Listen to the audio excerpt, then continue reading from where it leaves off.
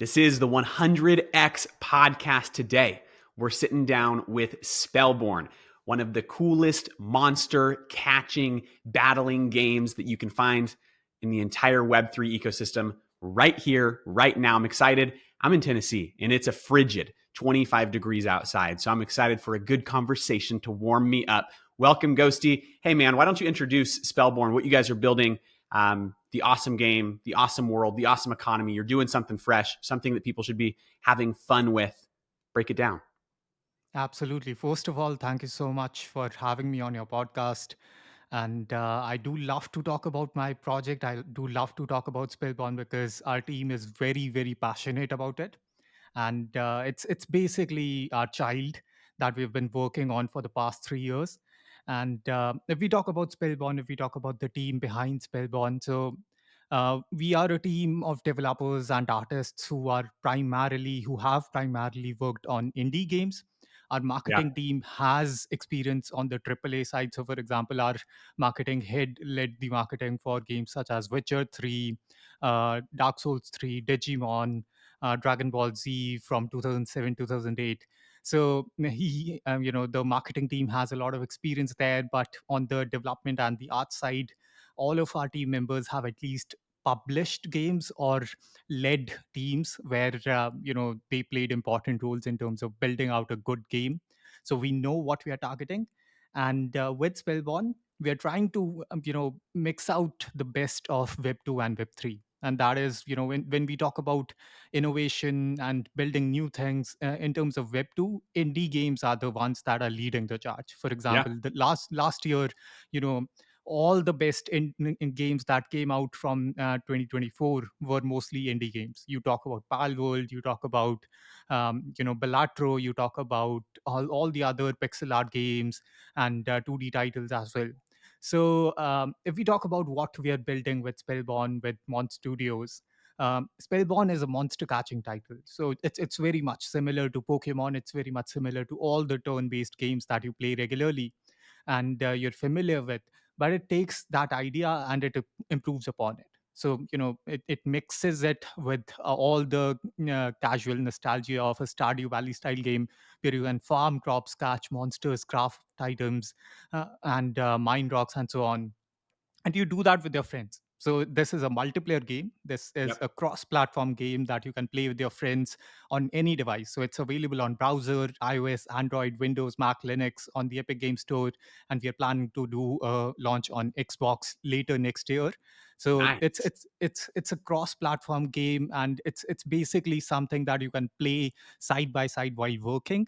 So it's not something that you have to pay a lot of attention to, but it's also something that catches your eye from time to time because it has what we call magical moments.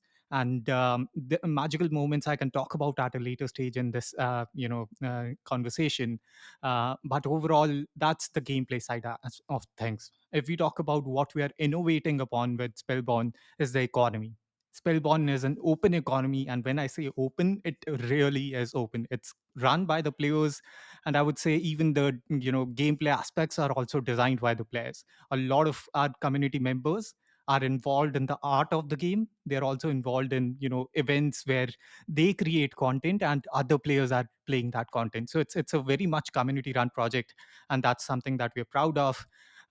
So Spellborne has gone live earlier last year, and since then, we have crossed over 160,000 signups. We've crossed over 25 million battles. We've crossed over 2.5 million monsters captured. And you can imagine how much time the players have spent in the game itself. We are still maintaining about 7,000 daily, 8,000 daily active users. So yeah, I would say the launch has been great, and now we're just continuing on building and preparing for our token launch, preparing for our major features to go live. Before we dig into everything this episode has to offer, we want to highlight the awesome partners who sponsor this podcast and make it possible for us to work full time on 100X. They're legends, and we appreciate them for supporting us. Let me tell you about our friends at games.gg. And when I say friends, I really do mean that they are friends of 100X. Their CEO, Omar, was one of my first introductions to Web3 gaming, and we're OG holders of their Gamers Lobby collection. We love these guys. They're essentially the super app of Web3 gaming. One of the cool things they've cooked up is a gaming quest system. You complete free quests for cool games, anything from retweeting a post to beating a mission in a new game, and then you get rewards, tokens, skins, whitelist access, all kinds of things. Go explore everything awesome they've crafted just for you at games.gg right now. Nice. That sounds really awesome. And you're right. Spellborne has been one of the games that I've seen talked about the most when it comes to monster catching games in the Web3 space. I think I've run into it a lot. I've played it myself, and I've really fallen in love with the artwork and the way that the game just runs really smoothly on any device that I try it on. But the question does stand, and I know you touched on it a little bit.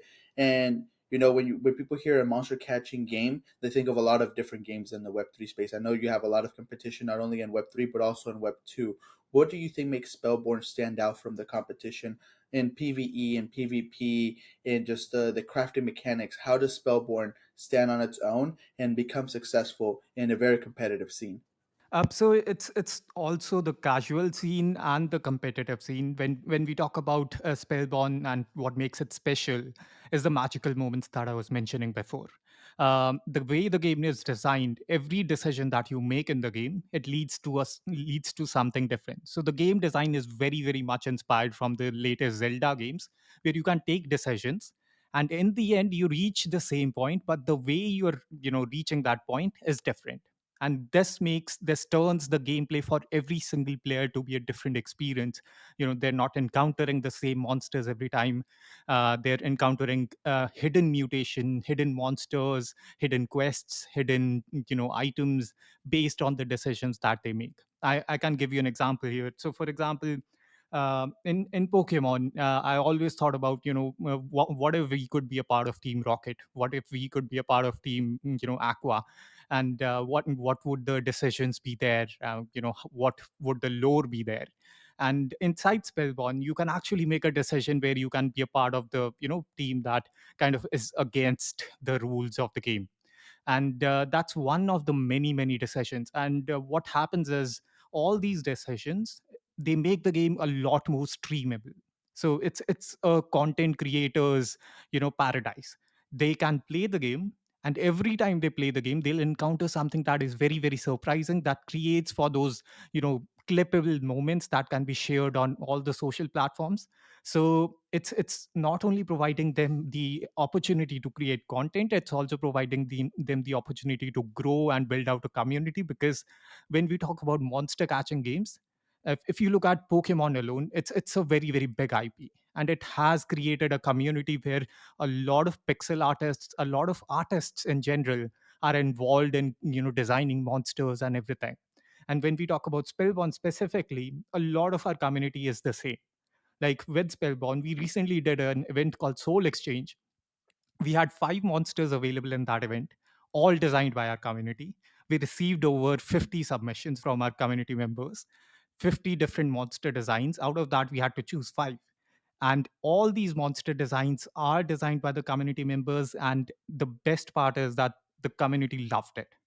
Like, our numbers went up 300% during that week when the event went live. And it has been the best performing event till now. So when we say, what makes Spellbound special or different from other monster catching titles or other turn based games, it's the magical moments, it's the experience that you play, that you get while playing the game. The mechanics are not too different. Like, if we talk about the turn based mechanics, if we talk about the battle system, it's very much familiar. And that's the cozy familiar feeling that we want to provide. But we also want to provide the opportunity to experience something new. And this new, it can be experiencing different events. It could be experiencing different moments in the game that become clippable. Because at the end of the day, you want to make memories, you want to have fun in the game. It's not all about economies. It's not all about just defeating everyone. It's about making memories, it's about making friends. So that's what Spellbound is all about. Fantastic. I love that, man. I think you've really nailed down the fun aspect for the people listening that just want to play games. Spellborn is a genuinely fun game to play, and one that you can play with your friends. And you hit that point of like, hey, if you're nostalgic for that era of games that you used to be obsessed with when you were a kid, before everything became like AAA live service, force fed, the weird space we've been in for the last couple of years. Hey, Spellborne is that. And you can go have a blast with your friends playing something that feels familiar, but is still fresh. But speaking on that point of fresh, I think the other thing that you guys are doing that is really interesting is the way that you are implementing the economy, right? Every game like this where you're catching and trading monsters, there's some kind of economy, but the Web3 aspect is what allows you guys is to push new boundaries. Can you tell me about how you guys are just like in general? We'll get into the more specifics in a minute, but just in general of what that vision and ethos looks like of an economy inside this game that is actually on chain. Exactly. So when we talk about the economy aspect of the game, it's very much related to the marketing aspects as well. So, for example, with the game itself, till now we have spent $0 on marketing. We've crossed over 160,000 signups, and we've still spent $0. And how that was possible, it's based on word of mouth. It's based on how indie games market themselves, where the community members, the guilds that are participating in the game, they are marketing it for you. So for Spellborn, that has been the prominent case. For example, when the game went live and earlier last year, within the first week we had a community wiki live. We had 6 guilds live. One of those guilds has over 2,000 members on their Facebook group. The second guild has about 800 members on their Facebook group. One guild is based in Philippines, another is based in Brazil. And what makes me most bullish about these two facts is that these are the two communities that are prominently active in building out Pokemon fan-made games. These are the two communities that are very, very much active in the indie scene, which we wanted to hit, and we have been able to successfully hit. But the issue is that we still don't want to spend on marketing. We know Right. that these players can market it for us, and what we want to do is we want to give them the tools for doing that. So the Web3 aspects now come into play. When we talk about guilds and when we talk about how they market themselves, they want the tools to be able to market to newer players, but they don't have any incentive models present. They don't have the ability to they can't really generate revenue from anywhere to be able to advertise, to be able to shell out the game, to be able to shell out their own community directly. So what we do is we allow the guilds in the game to create their own tokens. So, for example, when you create a guild, you are able to create your own token. It's very much inspired from the Cool. pump fund mechanics, and those tokens that you create, you can actually use them for various purposes. So these can be used for incentives, where you can incentivize your guild members to do certain tasks, where you could be asking them to collect certain items that are useful for the guild treasury, or you could be using those incentives to bring in the best players from other guilds, so you could steal the best players from other guilds.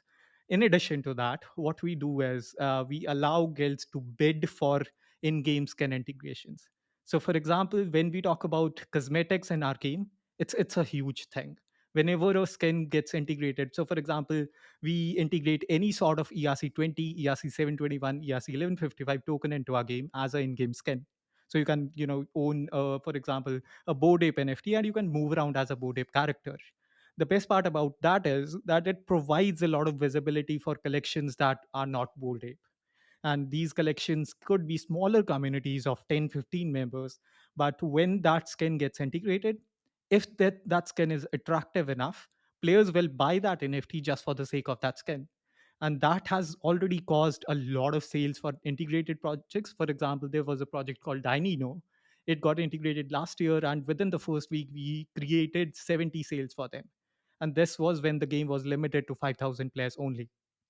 So it has been a proficient tool for us to grow, and a tool for integrated projects to grow. But now it's a tool for guilds to grow in terms of increasing their revenue. They can bid for skin integrations, and then they can sell skins on the primary market. So basically skin mints, NFT mints within the game itself, and any revenue that they generate, that gets moved to the guild treasury, and they can use that revenue to market the game. They can use that revenue to market their guild, and as the guild grows, the game also grows. So that's the marketing tool for us. And in addition to this, Now, when we talk about guilds themselves, now they have a huge treasury. But Yep. in Web3, it's all about transparency. It's all about having a trust, having a level of trust in terms of what your leader can do or what your guild is doing.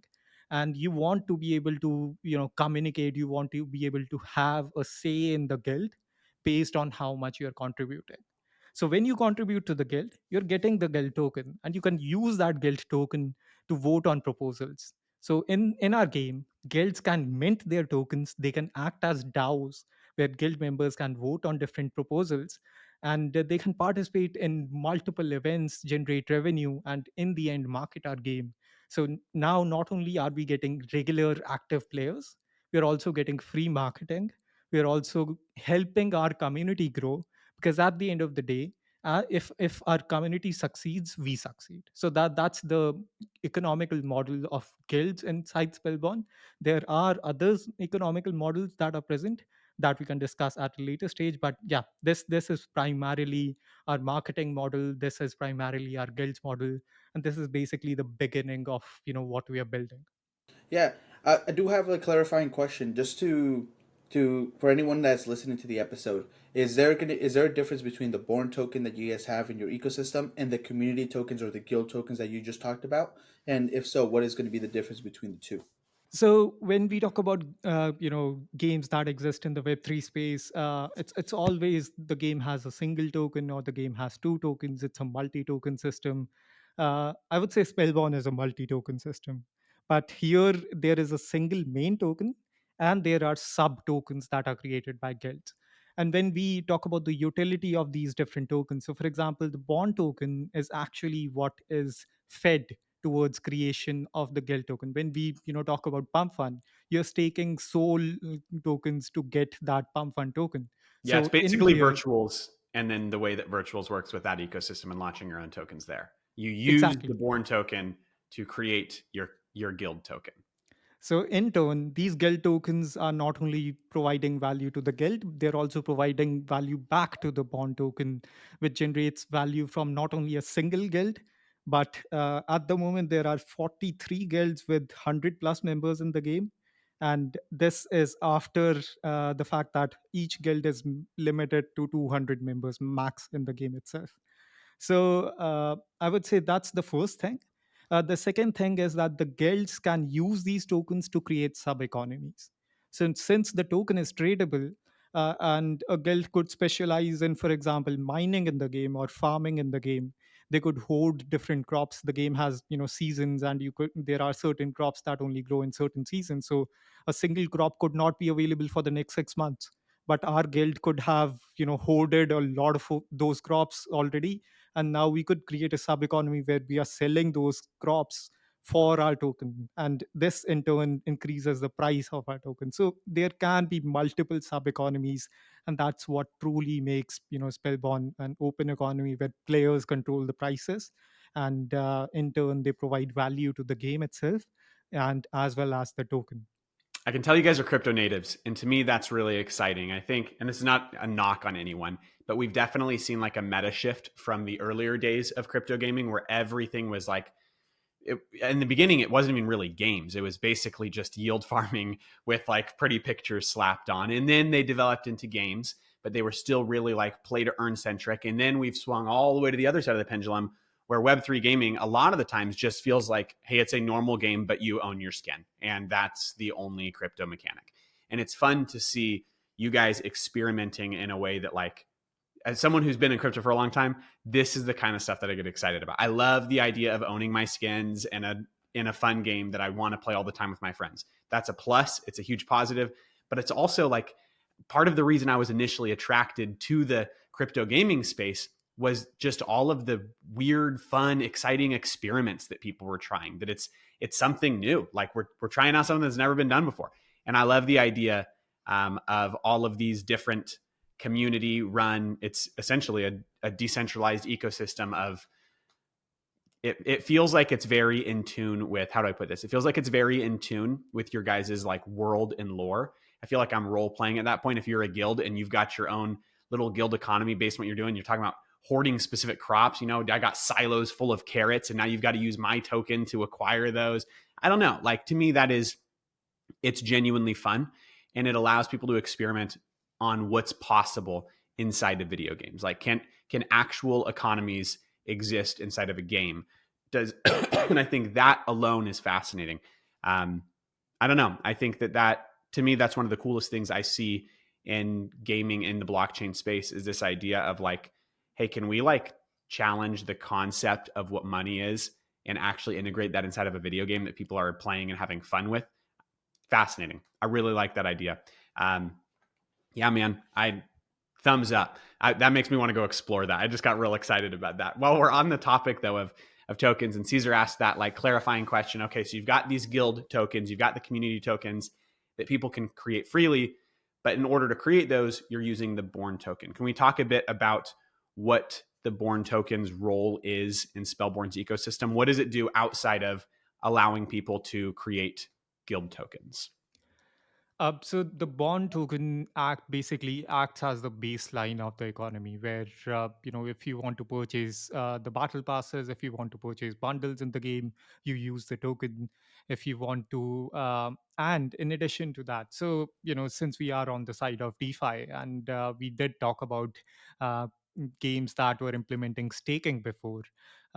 We also have a staking mechanic, but it doesn't really generate more bond token. It generates another separate token, which you can then use to buy specifically from a special store that lists only rare items. So what we do is you can so for example, in our games ecosystem, there is a primary collection called apartments, and we say that apartments are the key to Spellborne's economy. And that is very much true, because when we talk about apartments, you can stake them. You can stake your bond token, and upon staking that, over time you will get another currency which we called glory points. You can use those glory points in what we call the glory store, and the glory store lists only items that are not available in the game elsewhere. These are items that are important for players that are very, very much heavy in the game itself, and heavy in the game in the sense that they want to play the game a lot, but they don't have the time to grind for it. So here comes the speculation part.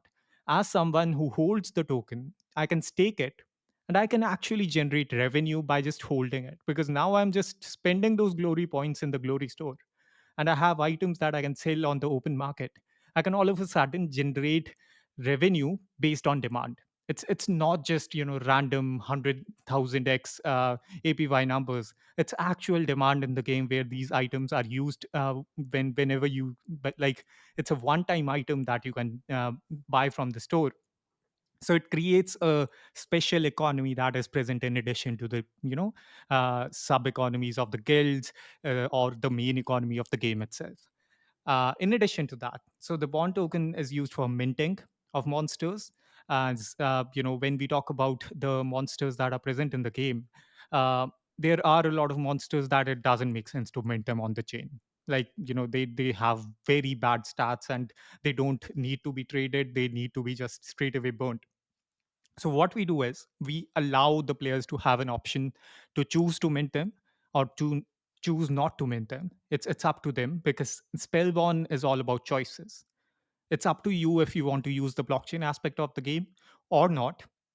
You can actually play the game without ever having to interact with a specific website, or interact with the blockchain part of things. You can play the game. It plays as a web 2 game on the front end, and there's no web 3 interactions that you have to forcefully do. So Spellborn is all about choices. And when we talk about the token itself, it is used for multiple aspects, multiple phases in the game itself. So it's staking, it's minting monsters, and when you mint those monsters, the gas fee, or the minting fee, is defined based on how new the account is, or how many monsters you're minting within a certain period of time. That kind of acts as a counter to botting measures, where if someone is creating bot accounts all of a sudden just to flood the economy, they have to pay a lot of bond tokens all of a sudden. And it kind of helps us maintain the economy, where the monsters indirectly maintain a minimum price. So when we talk about the effort spent by the players, this kind of connects to the play to earn aspects of the game, where players are playing the game. If they find a good monster, they can sell it. But if they find a trash monster, they'll think to themselves, like, I'll pay this amount of minting fee to mint this monster. Will it even sell in the marketplace? So this saves a lot of time for a lot of players, as well as, it creates an economy where NFTs have a minimum price maintained based on the minting fee, as well as it creates an economy that where things are of actual value. Like in the monsters, if they are bad and they're still being minted, it's not beneficial for the player. It's, the player is actually losing tokens there. So players have to act, with they have to think it thoroughly, and that helps create an economy that is actually sustainable, instead of bots having to just bombard your game randomly. So the token itself allows us to stop bots from farming the game, allows us to provide value to our players, allows us to create a economy where we're able to maintain a minimum value for the NFTs, for the items, skins, and everything. That's how the bond token plays in the starting seasons of the game, like when the token will go live. All these things that I mentioned, they will be live on day one. Yep. But when we talk about the on-chain aspect, so you talked about you're bullish on games or teams that are experimenting with things. That's what we're doing in the future. So, for example, our next step towards building out the game is bringing it more on-chain. Right now, it's very much Web2, but Okay. in future, what we want to work on is just on-chain contracts where players can directly interact with the contract using their NFTs, and each contract has a different style of gameplay. Each contract has a different style of experiment that is present in it, and for that we need a liquid token that maintains value in the economy. So that's where the token, bond token comes in. Yep. And in addition to this, so I'll slightly slide in this idea that bond token is an ecosystem token. It's not a game token. Cool. So we're working on multiple titles. The second title is built in the same world as Spellborne. So Spellborne is built in the world of Celestia. And the second title is called Guardians of Celestia. And Spellborne is more of a mid-core genre game. Guardians of Celestia is more of a casual game. So what we are trying to do is we are trying to build out an ecosystem of games where I'm playing Spellborne on my PC. I get up, I open my phone, and I start playing Guardians of Celestia. I close the game, I open Instagram, I see reels of Spellborne. We have 100K followers on Instagram. And some of our reels have crossed easily 3 or 4 million views.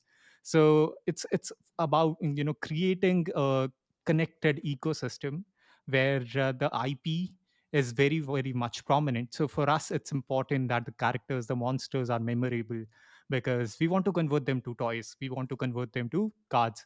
And keeping this style of the ecosystem allows us to experiment with games with different genres in the same ecosystem in the future, while the bond token provides value to all of those games. Fantastic, man. Phenomenal answer. I'm feeling very bullish. I'm excited to see this stuff cook. You've mentioned a couple times on like the earning aspect. I think when I think about who listens to our podcast, person A plays games, right? They just want to play awesome games that are a lot of fun. We've answered and given them plenty of reasons to play Spellborne. Person 2 is probably pretty speculative and doesn't play games at all. They just want, or maybe they don't have time to play very many games. So they want to invest in things that they see becoming awesome games. We've answered that pretty well. Person 3 is someone who likes both of those things, and they like to earn some stuff while playing games. You guys have, you've mentioned a couple ways to earn. As far as like the earning goes, it's NFTs, right? I can earn monsters essentially I can play and collect monsters and trade them and sell them, whatever. I can create. You've mentioned the Instagram. I can create creator content, and I don't have to be a big creator to do that, but I just make content about Spellborne and post it on social media based on what you guys want trending at that time. I can earn Born from that, and then I can complete all the challenges from the quest boards and earn Born there. As far as like, okay, so maybe I'm earning tokens or I'm wanting to speculate. Do you guys have a rough timeline for when that's all going to be live? when all that is cooking? So I'll just first add to your question because you missed out another set of player base that we're targeting, Okay. and that is the player base that focuses on risk. So we have players who like to play the game for fun. We have players who are speculators who just like to hold assets, but we have players who like to risk in the game. And the risk aspect comes from tournaments. It comes from on-chain adventures and tournaments. Basically, you and I can start a battle, Okay. and we can pool in AVAX tokens into the into a contract, and whoever wins takes all the tokens. Dig And that. since the battles in our game, they usually only last for a minute or two. It's very very quick, and that's very important to the speculators. That's very important to these risk players because they don't have time. They only want to play the game for 5-10 minutes. That's the maximum amount of time they spend in the game. But what they want to do is they want to be able to earn from it based on their luck, based on their skill set. And that's what we are also implementing in the game itself. So we are targeting three different player bases. That's cool. We're So not targeting players. financial advice, but I could go buy a really cool monster that someone else has collected, caught, and then sold to me. And then I can go wager my AVAX and battle someone with that monster. And I don't have to spend tons and tons of hours collecting all those things. That's what the open economy is for. It's a cool idea. Exactly. So when we talk about all these players, when we talk about all those features that we've mentioned and when they will go live. So in terms of timeline, Spellborne has been in open beta since April of last year. Yep. We're currently, our first season ended in November. And for the first season, we generated over $300,000 worth of revenue. For our second season that went live around early December, we've still maintained the same amount of player base. And we've Nice. shipped out different features. And when we talk about shipping out these features, these are preparing for the token launch. So when we talk about where the token is actually used, we finished our daycare system. We finished our monster breeding feature where players can breed these monsters. So for example, when we talk about games that are present in the web3 space, you always see players asking what is the utility of the token, what is the utility of this NFT. With Spellborn, they don't have to ask those questions because when you look at the monsters, you can breed them, you can create a better monster. So you can actually it creates such a loop where you are on the grind to create the best monster, and then you can sell it. And for creating the best monster, let me tell you how much effort it takes. Okay. So a single monster that has the best stats would be 441 innate. And for creating 441 innate, you need 16 monsters with 63 in a single stat. And getting 63 in a single stat is 0.01% chance in the wild. So it's a lot of time, it's a Yeah. lot of effort that in turn creates value for these monsters.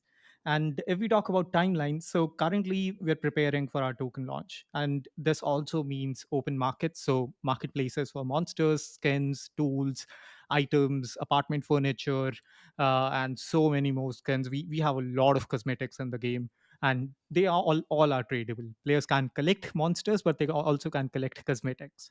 And they all will be tradable on TGE. In addition to that, when we were talking about the staking part, so staking apartments, staking the token, that will also be live with TGE.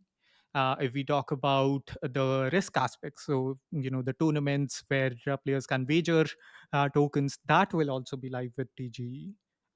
Did I miss any feature? Basically anything and I think so. everything that we talked about till now, it It'll be will be live at live. TGE. Cool. Exactly. Yeah. And TGE is targeted for the first quarter of this year. Geld Cool. tokens, especially, will go live maybe a month or two after TGE. So that's the Cool. only thing that goes live afterwards. But before that, everything we're preparing to make sure that the token has so much utility that the player gets confused on where to spend. They just got to figure out which one do I actually want to do. It's lining up an entire storefront of it. That's cool, man. You mentioned in that one question I had that we hadn't asked yet was on the NFTs. You were talking about staking them. I see where the value from a good monster NFT comes from. Your stats there, man. So it's incredibly rare to get like the best level of monster, and I could see a world where that highest tier level monster is going to be worth a lot. As far as apartments, we never really talked about apartments. What do apartments do? So, as I mentioned before, apartments are the key to Spellborne's economy. You can stake them, you can rent them. They act as a key for creating a guild. So, when we talk about apartments, they are 3,333 in supply. And when we talk about creating guilds, you need to have an apartment or you need to rent one out, Yep. because this lets us control how many active guilds are present in the game. We Cool. do not want guilds that are dead or guilds that have been left out, and our focus is on making sure that every guild present in the game stays active, because the major way of earning tokens in the game is via guild wars. Guild wars happen once every 3 months, where all the guilds in the game will participate. They will send out their best players, and they will participate and compete for the top positions to win tokens. And when we talk about what other utility apartments have, so if you want to create a tournament, you need to have an apartment. And apartments just act as hangout spaces for these guilds. So a single apartment can have multiple guilds attached to it. And the best part is, from the when you open the guild user interface, you have a direct shortcut to the apartment. You spawn there, and you can do PvP trades. So if you want to do PvP trades with someone, you need to stand close to them. And that's one way for the community members, the guild members, to hang out. They can also do friendly PvP battles. They can also do a lot of different things. So that's what the utility of the apartments is. They act as hangout spaces, so you can actually acquire hangout spaces. And in future, we want to create extra features for these apartments. So for example, if I am an apartment holder and I want to just have the map empty, because when we talk about MMORPGs, the maps can get very busy. Like at one point, we had about 900 players on a single map, and that map was supposed to have only 200 players max. So it can get filled. And as an apartment holder, I could just acquire a separate server for my guild members. So it basically acts as the key to the game's economy, and it's something that you want to hold for a longer period of time. If you don't want to use it for your own guild, you can just rent it out and stake it. Yep. It is a speculator's toy. It is a player's toy. If I am participating, I want a guild, I want an apartment.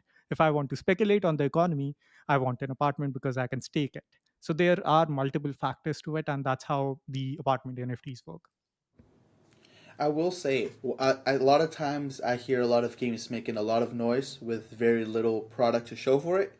I think Spellborne is one where I'm seeing a lot of product to show for it, but maybe you guys are being a little bit more quiet on the side of like trying to get all the attention on you guys. And I remember seeing a post, I think it was from your head mod, Frenchie, where it was like maybe a lot of people were not paying KOLs and everything, and KOLs are unshilling the game, but Spellborn has released the most amount of updates in like a month span, and he showed like all the updates that had been happening, and I was like, dang, they are right. I'm not hearing a lot of people like shilling Spellborn or talking about him, but Spellborn is consistently delivering more and more updates and making their game better, not only from like the monsters you guys introduced, but also the introduction of more play P to E content and things like that, making your game bigger, and also all the stuff that you're talking about in terms of what's going to be available at TGE. I think is not talked about enough, and like this is huge stuff in terms of everything that you're bringing very close. And you said it's quarter 1. We're in quarter 1, so it's going to be here sooner rather than later, and that makes me really excited because it's games like these, it's ideas like this that challenge what we can do with the blockchain and with Web3 that make me really excited. Just like Matthew said, I do have a question here, and it's more when you talk about like the whole ecosystem. You have Spellborn, you're gonna have your second game, Born being the ecosystem token that ties everything together. I, I want to ask this question about why Avalanche. Why is Avalanche the right place for Spellborn and the whole ecosystem that's uh, going to be available on Avalanche? So when we talk about why Avalanche, it kind of ties back to the time when we had started building out Spellborn. So in the early days, it was known as DeFi Mons, and we started on this chain called Harmony Protocol. And there was this another Bro, popular I have so project much money stuck on Harmony I from did the not know early you guys DeFi started in days. Harmony. I Yeah. lost a lot of money on Harmony. My USDC is still waiting to be repegged. Same. I have thousands of dollars of USDC that's worth like $4. Anyways, sorry. Keep going, Ghosty. Yeah, so we were present on the Harmony blockchain Yeah, at that time, same. and there was this another project called DeFi Kingdoms. And Yep. what happened was we did a testnet run in January of 2022. And the issue that we faced was that our players were all of a sudden facing failed transactions. They were seeing, a lot of gas fee, and Harmony Protocol marketed 1 cent for gas fee, and players were forced to pay 15, 20 cents all of a sudden. And we didn't realize what was going on. So we looked on chain, and what was happening was DeFi Kingdoms was responsible for 70% of the transactions at that single day. It was responsible for 99% of the block space. And the problem was that why would the success of another project, why should the success of another project harm the growth of our Right. own game, as well as harm the experience that our players have? Because at the end of the day, if you look at games in web 2, or any popular AAA titles that are launching, um, I don't see my Assassin's Creed game crashing just because Someone FIFA else is is playing having a, COD. Right. Yeah. yeah. So that's the major thing that striked our team. And then we were on the lookout for any potential technology, because I personally loved the technology that Harmony Protocol had, but they'd never implemented it. I am very sad to say, because sharding, I wrote a paper on sharding in college, and Harmony Protocol implementing sharding and blockchain, it was something that I was very, very excited to see. So it was very hard for us to move away. But in the end, when we were looking outside the Harmony Protocol and looking at different chains, and at that moment, subnets were the only viable choice. So when we look at different subnets that are present right now, they don't have to share the block space. They don't have to share the resources. They can build out their own chain without even having to implement a lot of the blockchain aspect. And that's what is the most attractive part to us.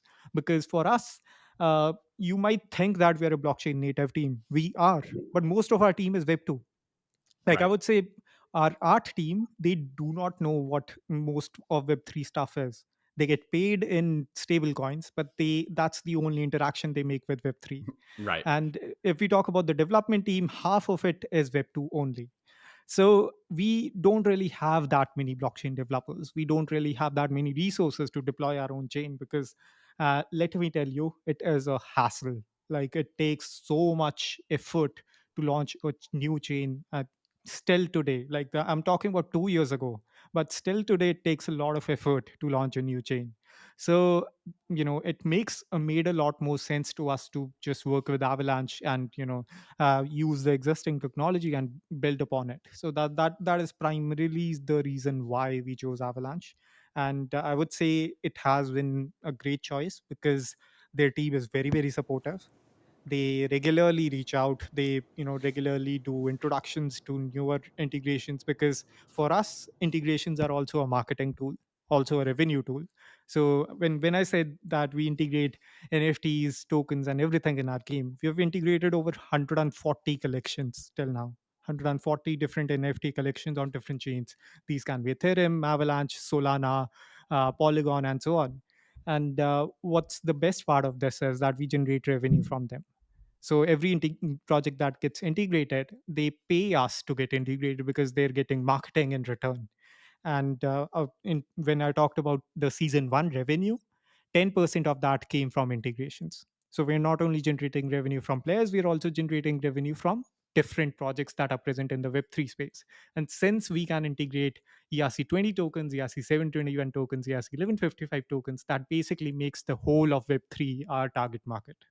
And when you talk about the integration into Avalanche, with the idea of everything you guys want to build in your ecosystem, are you guys going to be having your own L1 under the new Avalanche 9000 vision? So we will start on the C chain, and we will eventually migrate to the L1. We do have a testnet live already, We have been testing our contracts on it for maybe, I think, 5 6 months now. But we do plan to launch on the C chain first and then eventually migrate to our own L1. Cool. Epic. Man, I'm really excited. This has been a good conversation. I am walking away feeling, and I already felt good about Spellborne. I've made videos about you guys recently, but I feel a lot better about you today. I think what you guys are cooking has me really interested. It's January. It's January right now. We just started the new year. 2025 is here. The bull market is cooking. Anyone that understands crypto is probably feeling pretty excited right now. Things are bright. I'm curious. You guys have obviously a really big year and a really big quarter happening. You guys are going live pretty quickly here. What are you personally most excited about that you're working on right now? What are you, maybe one thing that you're like, man, I can't wait for people to see this or experience this or play this? What is that one thing for you? For me, guild tokens is the best part of everything because it reduces my work because I don't have to shell the project too much. Our community will do it for us. But it also opens the game economy because I'm excited about what the community will do. Yeah. And I can say this because as I mentioned before, within the first week we had six guilds live, and those weren't just hangout spaces, they were actually creating content around the game. So one of those guilds was managing the wiki page, or the wiki that the community Yep. wiki is present. There was another one that has had its own ranking system and a whole level up system. The third one was running a newsletter around the game. They ran the newsletter for, I think, 18 or 19 weeks Wow. consecutively. And a- another guild is just focused on the Philippines community. Another guild is focused on the Brazil community. And the best part is that they're doing this on their own. We're not incentivizing them to do anything. A lot of the times, when you talk about communities in Web3, most of them are incentivized. They Right. are either incentivized in terms of NFTs, or they're incentivized in terms of tokens. These players, they are incentivized in terms of the game itself. Like most of them, they just hang out in our Discord to discuss the game mechanics. Rest of the time they're just in their own guild discords talking to each other and making friends. And it's all, apart from talking about, from playing the game, they are also creating content around the game itself, and this content is not incentivized.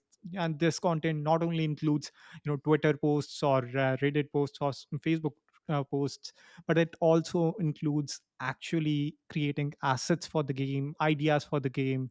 And I would say there are at least 15 different community artists that are actively creating monster designs, move designs, and they're always in my DM sending me new content.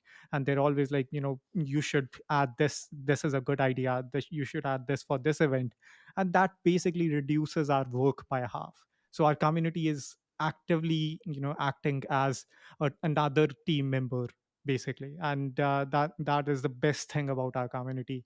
And next part for us with guild tokens is to grow it and help them grow better, because when the game grows, they also grow, the guilds grow, and that eventually leads to essentially helps creators, helps guilds to mature and build out their own systems.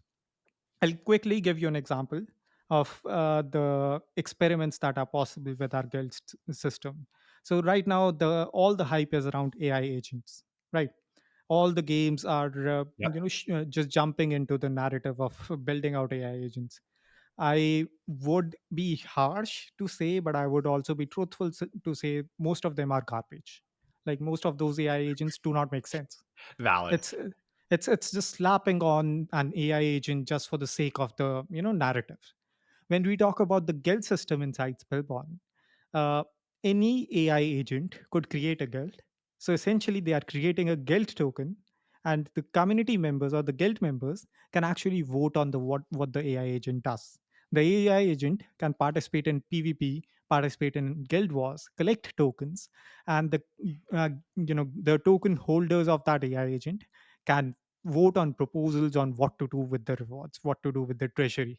So it is all on chain, it is all maintained by the community, and we're not having to create that AI agent. The I community saw can create on its own. I saw Avax just put out a like bounty for people figuring out gaming AI agents, like make it go play the game for you. When you were saying that, I was just imagining, like, imagine your earlier reference of like, hey, maybe my guild is all based around farming. There's this specific crop that only produces every 6 months. We're going to grind it. But you know what? We're actually going to send our AI agent out to farm a ton of this crop for us so that we have, even while I'm sleeping, it's producing it. And now we've got Exactly. silos full of it. Yeah, that's Exactly. fascinating. That's so cool. So it's the fact that this is all present on chain. It allows anyone to build tools around the game itself, and that's what our goal is: moving Spellborne on chain one step at a time. So if we start with guilds, we start with marketplaces. Next step would be to add in certain aspects of the battle system to be moved on chain as the game matures, because right now it's in the test phase, it's in the feedback phase where we test out new monster designs, we test out attacks, and the community provides feedback on what to tweak, what to change here and there. So that's the focus for us. And in future, once Spellborne goes on chain, the opportunities, the possibilities are endless on what to do. We're just creating an open economy where the players are free to do whatever they want. They can build out an AI agent and have it manage the guild, and they can build out their own communities, have create a DAO. They could build out a simple group of single friends that are collectively participating. It's all up to them. They can participate in tournaments and earn on a regular basis. They don't have to wait for months for airdrops. They can just farm the game, they can play the game, they can capture monsters, and if they are able to get a good monster, they can sell it on the marketplace and get instant profit. That's how the Spellbound economy will run. We wouldn't have to push out content on a weekly basis. Right now our focus is to finish out all the features, because when they are finished, the game will become its own marketing tool. The game will become its own marketing tool where the community members, when someone finds a rare monster, the first thing that they have in mind is to share on social media. So that's how the game will market itself. Amazing, dude. I don't love to end episodes just shilling, but I am. You've got me convinced, dude. I I feel really excited about what you guys are doing, and I'll say to anyone listening, there's no financial advice. Me being excited is me being excited. Currently, as of recording, I have no financial incentive to say, "Oh, go get involved with Spellborne," but I'm gonna go find something to buy in Spellborne's ecosystem because, dude, I am fascinated by what you guys are doing. Seriously awesome. Thank you so much for joining us, Ghosty. Hey, if you're listening and you want to find, play, participate in the Spellborne ecosystem, there will be links below. Go play it. It's free to play. It's genuinely a lot of fun. And these guys are cooking. I cannot wait to see what you guys unlock in 2025. I feel like we just discovered the Axie of AVAX for 2025, and people are sleeping on you, and they are going to regret sleeping on you if they keep doing that. So excited, man. You guys are cooking. This sounds like so much fun. All of it sounds awesome. Thank you, Ghosty. Always a pleasure. Thank you so much for having me. We'll see you next time on 100X.